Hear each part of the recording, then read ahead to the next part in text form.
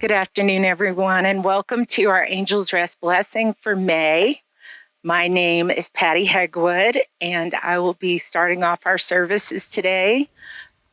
We will hear from Josh Nunez, who's our manager of Angels Rest, and Byron Owens. We'll read off all of the names of the animals who have passed and some for this past month. And we'll also be passing around some stones for you all to take away. For those of you who have a recent loss, I'm sorry. For those of you who know, might not be recent, but you carry them forever in your hearts, we're here for you. This is an interesting time, this time of year. You know, it's somewhat of a spring renewal.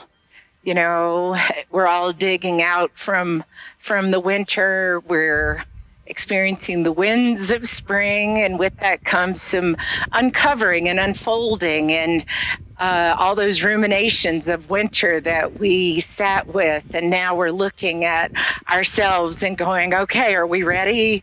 Are we ready to face the world out there in the heat and shed that winter skin and get out there? And, you know, I was thinking about a bunch of R words, right? Like renewal, rejuvenation, rumination. But the biggest word that came to me deep in my heart was redemption, and that need for redemption. And by that I mean, you know, we all work to reconcile, another R word. I didn't do that on purpose. But we all work to reconcile in our minds, because our minds are constantly problem solving. We're constantly trying to work things out and make sense of things. But when we lose one of our fur, hooved, feathered, slithering companions, our emotions come crashing in there, and all the logic goes out the window. All we know is that we just don't feel good, and we're trying to make sense of it all. And in that redemptive space, what happens is we feel it not only in our gut, but we feel it all the way down into our toes. We don't know how to make sense of why do I feel so guilty? I feel like I did everything that I possibly could. Sometimes we feel like maybe I didn't do as much, or I didn't spend as much time, or if I had it to do all over again, I would do it differently. Or I feel robbed, or I feel cheated. And it's an overwhelming sense that we carry as a burden with ourselves after a significant loss. And then we look for redemption. If I got to do it all over again, I'm going to do it this way. But what I want you to do today is I want you to feel all those god-awful feelings. Feel them all the way down into your soul, into your core. Get there. And then I want you to release them to the wind. Because that companion came to you specifically. You picked you. And you, and you. And you were there with them through that journey. And know, without a shadow of a doubt, that they know they were loved. And I want you to give yourself permission to know that every decision you made with their best interest at heart. Because nothing is perfect. Birth is messy, death is messy, everything in between is messy. We have animals that have seen us through everything. divorce, breakups, gaining, losing weight. We're going to start walking, I swear, next week. And then you beat yourself up. We should have walked last week more than we did, but we could, shoulda, coulda, till we should all over ourselves. And we got to stop with the shoulds, because it is what it is. And the reality is that love is there. That love stays with you. Your DNA has been changed because of that love. I always feel sad for someone who doesn't understand how I feel when that happens. I used to get angry. I've been working on that. I did. I used to get angry because I'm like, it's not just us, not just a dog or just a cat or just my horse. But then I began to come to this from a place of compassion. And the compassionate heart in me said, oh, I'm sorry that you've never known what it's like to love another soul so deeply that their loss crushes your spirit for a little while, maybe for a long while. But for people who don't understand that, I always say, I speak many languages, right? Think about all the languages you speak. I speak guinea pig, cat, dog. I don't speak bird as hard as I've tried. I just always sound like bathroom. No, and bird's like, I don't know what she's saying. I speak horse. I'm not fluent in horse. And anyone who has horses knows you never become fully fluent in horse because they are so deeply entrenched in millions of years of spirituality. I can only hope as a mere mortal to catch up. But when you think about it, think about all the languages you speak and all those wonderful names you gave to your pet. I had Teddy, who became Theodore, and then Theodore J. Mooney, and then Mooney, Moontunes, Looney Tooney Mooney. And, we all do that. And to me, that list of names and that list, the songs you make, we all make those songs. And then I have a dog named Cammy, and I'm like, Camelita Rosita Conchita Gonzalez. And she's just like, okay, you have gone just a little too far. But there's this point where we do have to feel all the feels. And then we unpack all of that and we take that journey forward where all those good memories start bubbling up. And sometimes those good memories will hit us a bit too. Facebook. Right? You'll be tooling along in your day and you happen to look at social media and all of a sudden there's like my cat Gollum. And I'm like, have that moment. It's a grief burst, right? The one where you're walking in PetSmart and you see a favorite toy or a favorite food or a favorite chew and all of a sudden your world is rocked right there in the PetSmart. And you almost grab that person next to you, but you realize you don't know them. Probably best not to. But those grief bursts are real. You've had them. You run across a picture or some toy that you forgot and it got stuffed down in the sofa. So life is made of all these memories, and they're all intertwined, and they're all wrapped around our hearts. And I want to thank you all for coming here today because we're the brave ones. We love knowing without a shadow of a doubt there is a good chance that we're going to outlive our animal companions. And we love them anyway. And we love them deeply, truly, madly. We give them everything they could want and more. And what more could you ask for? That's something we want for ourselves, right? And they return it tenfold. They don't care what you look like in the morning. So thank you all for coming out today, and we're going to continue on with our program. And I appreciate you all being here. You animal lovers, you.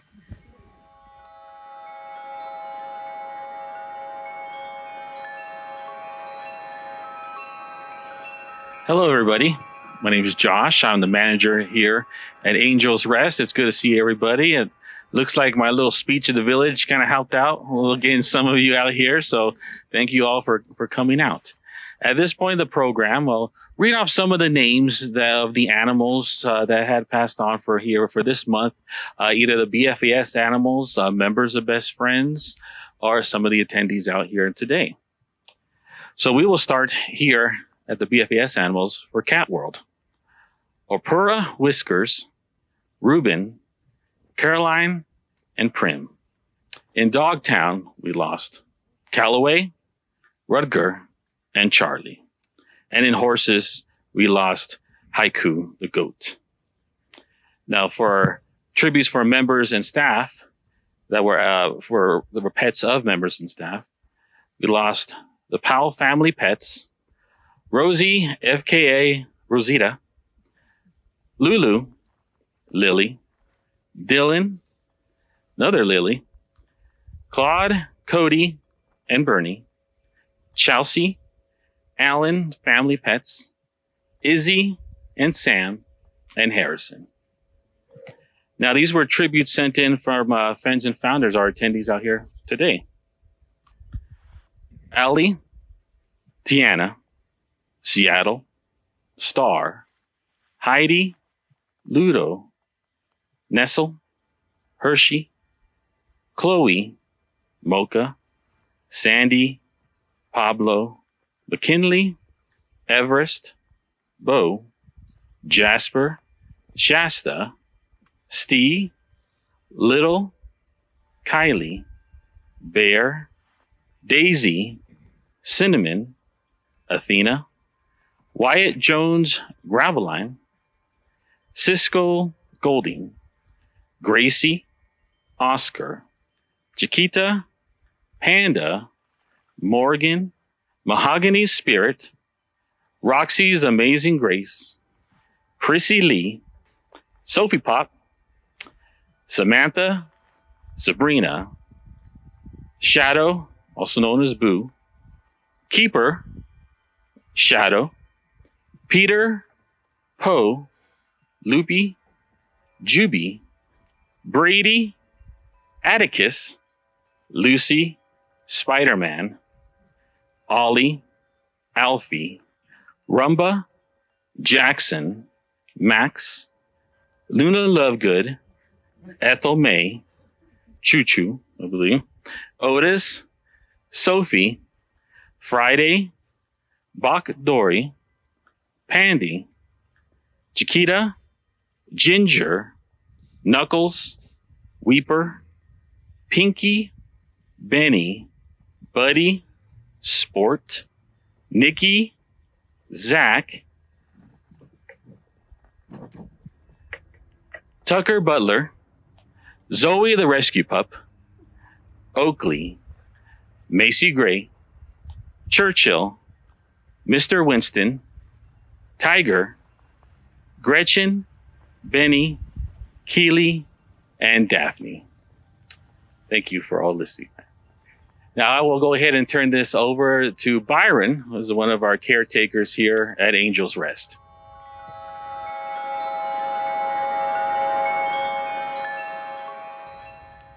Hi, I'm Byron Owens. I'm one of the caretakers here with Josh at Angels Rest. And we got a couple poems shared with us by Mary Sue. And so Carolyn really liked these poems, so we're going to share them with you. They're really cute.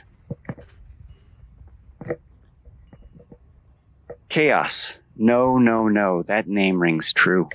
Mischievous kitty with eyes bright and blue. He seeks out adventure with a twitch of his tail, a whirlwind of fur that can never fail. A live rabbit he brings, a gift most unplanned. A flurry of fur across living room land. Furniture tumbles, a chaotic ballet as rabbit seeks refuge from chaos at play. From the windows they witness a chorus of shrieks, fluffy-tailed bandits on fences that squeak. Squirrel indignation. Their bushy tails flare, mirroring chaos in a twitching affair. But Chaos the trickster is a heart full of glee, might chase for fun, but not a hunter, you see. He nudged the poor rabbit into a haven so deep, befriending the frightened while squirrels still peep.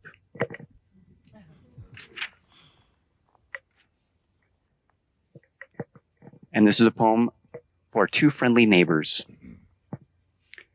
Two playful pups with fur soft as snow, loosey-goosey and willow, wherever you go.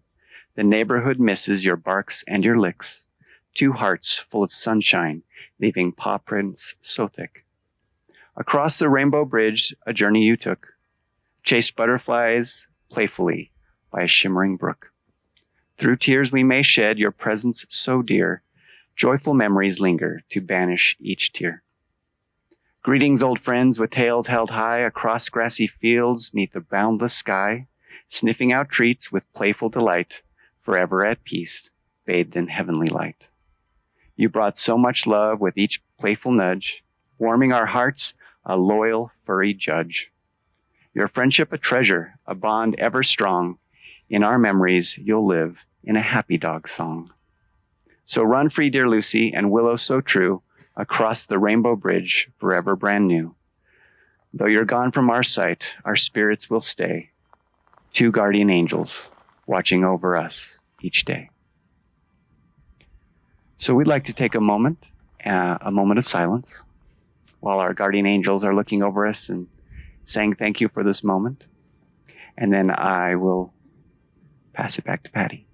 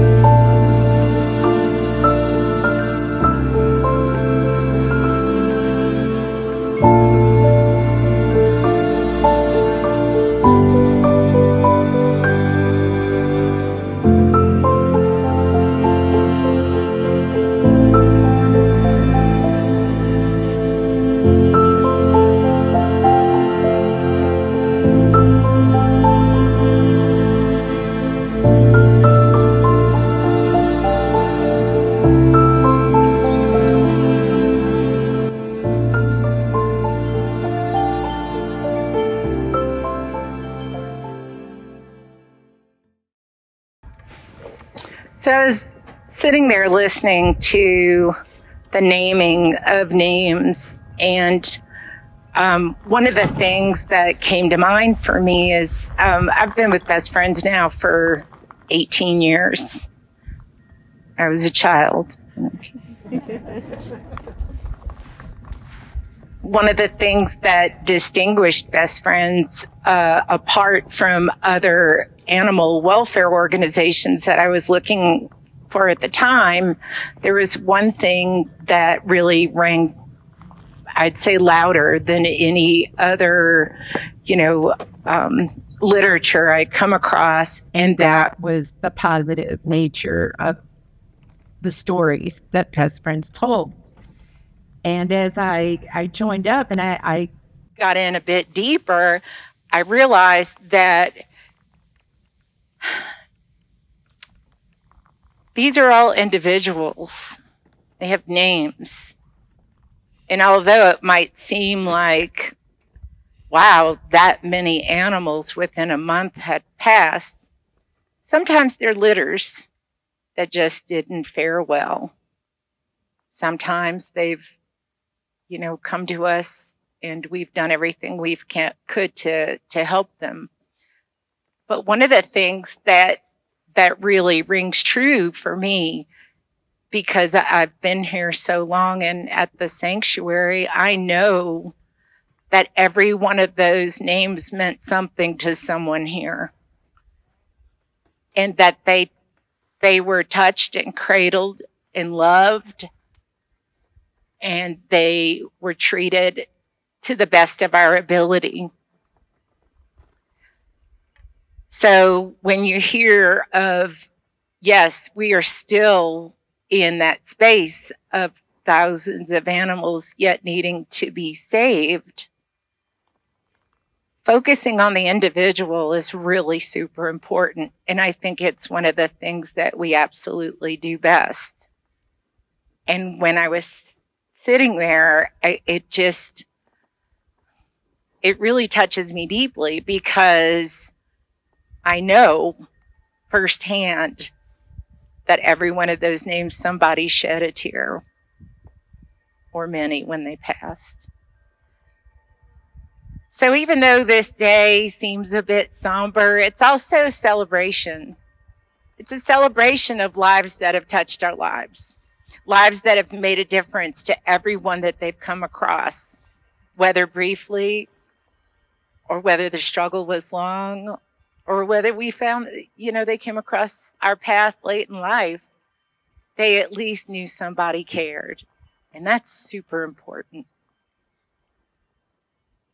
I always tell this story about this cat named Scooter who lived at what's now Quincy's house, and he didn't have use of his back legs. I think we've gotten a little more creative with names since then. But Scooter was scooting around, and I was, with a tour group of folks, and this one lady came up to me and she said, "Why did you keep this cat alive? This is cruel. It's awful. I don't know why you're doing this." And I was like, okay, here, I'm going to give you this wand, and I want you to sit and play with him, and I'll be back. So then I came back, and she's like, "Thank you for keeping him alive." He's the best thing ever, because he doesn't know, right? He has no clue. He's like, we're playing, and his back legs are going all over the place, and he's having a ball. And that's always stuck with me through all these years. It's that individual that matters. And I really appreciate you all being here, because I believe you know that yourselves as well. The power of the individual animal to touch your heart in a way that no one else can.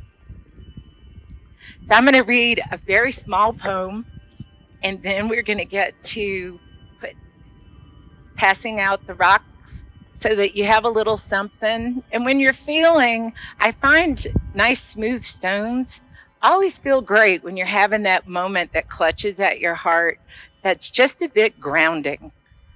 So reach for that rock and just ground yourself in the knowledge that you've loved well and you'll continue to love. So I opened my book today, and it's called Love Poems from God. And it's 12 sacred voices from the East and the West. It was recommended to me by a friend.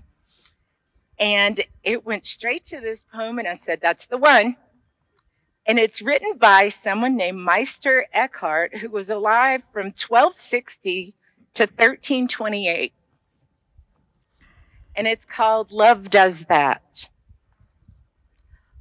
All day long, a little burro labors, sometimes with heavy loads on her back, and sometimes just with worries about things that bother only burros.